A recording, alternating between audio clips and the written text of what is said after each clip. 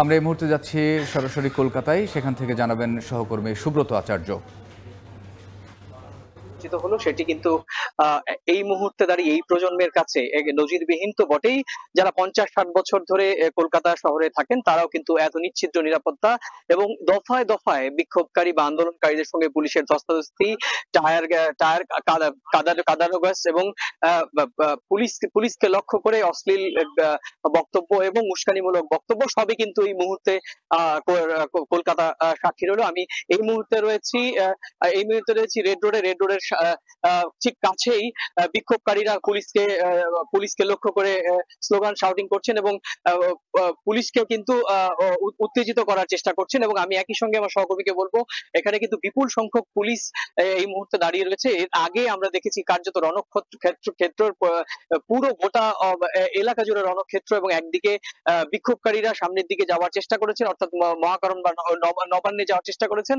অন্যদিকে পুলিশও কিন্তু বিক্ষোভকারীদের হটানোর জন্য সব ধরনের বল প্রয়োগ, প্রথমে তারা গার্ডওয়াল ভাঙার চেষ্টা করেন এবং গার্ডওয়াল থেকে কিন্তু আমরা দেখেছি যে বিক্ষোভকারীদের উদ্দেশ্যে কাঁদুনি গ্যাসের সেল ফাটানো হয় এবং তারপর আস্তে আস্তে বিপুল সংখ্যক পুলিশ বাহিনী আস্তে আস্তে করে মিছিলকে ছত্রভঙ্গ করে দেওয়ার জন্য যে কৌশল, সেই সমস্ত কৌশল কিন্তু কলকাতা পুলিশের পক্ষ থেকে নেওয়া হয়েছিল। আপনি জানেন যে 9 তারিখ কলকাতার অন্যতম নামী সরকারি মেডিকেল কলেজ এবং হাসপাতাল, সেখানে একজন নারী চিকিৎসককে পাশবিক অত্যাচার করার পর হত্যা করা হয়েছিল এবং তারপর থেকেই 10 তারিখের পর থেকেই কিন্তু আমরা দেখেছি কর্তব্যরত জুনিয়র চিকিৎসকরা তারা কিন্তু চিকিৎসা পরিষেবা থেকে তারা বিরত থাকেন এবং এখনো পর্যন্ত অব্যাহতভাবে চিকিৎসকদের সঙ্গে ছাত্রছাত্রী, সাধারণ মানুষ এবং নাগরিক সমাজের আন্দোলন কিন্তু আমরা দেখেছি কলকাতায়। শুধু কলকাতায় নয়, কলকাতা ছাপিয়েও কিন্তু গোটা বা দেশের বিভিন্ন শহরে ছড়িয়ে পড়েছিল।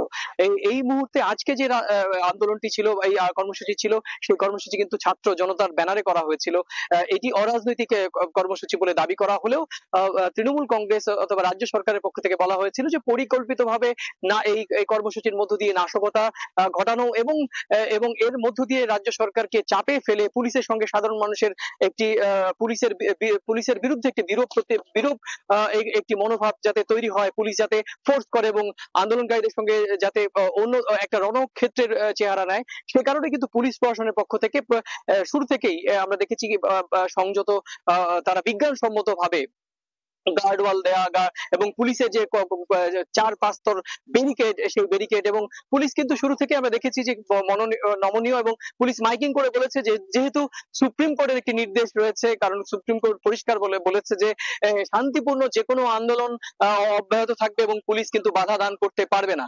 সে কারণে আমরা দেখেছি যে যখন আন্দোলন শুরু হয় এবং যেখানে মহাকরণ উদ্দেশ্যে যখন হাজার হাজার ছাত্র সমাজের সমর্থকরা আসতে শুরু করেন, পুলিশের পক্ষ থেকে কিন্তু আমরা প্রথম দিকে দেখেছি যে কিছুটা হলেও এই মিছিলকে সামনের দিক থেকে এগিয়ে নিয়ে আসার চেষ্টা করা হচ্ছিল। আপনি জানেন এদিকে হাওড়ার ময়দান থেকে মিছিল শুরু হয়েছিল, আর উত্তর কলকাতার কলেজ স্ট্রিট থেকে শুরু হয়েছিল।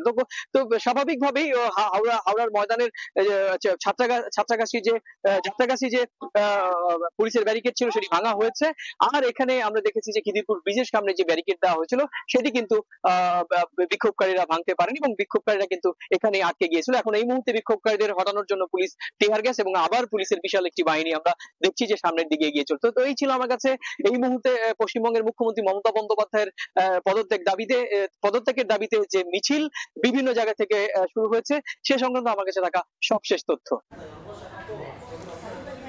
আমরা এতক্ষণ সরাসরি ছিলাম কলকাতায়, সেখান থেকে সহকর্মী সুব্রত আচার্য জানাচ্ছিলেন বিক্ষোভের সবশেষ খবর।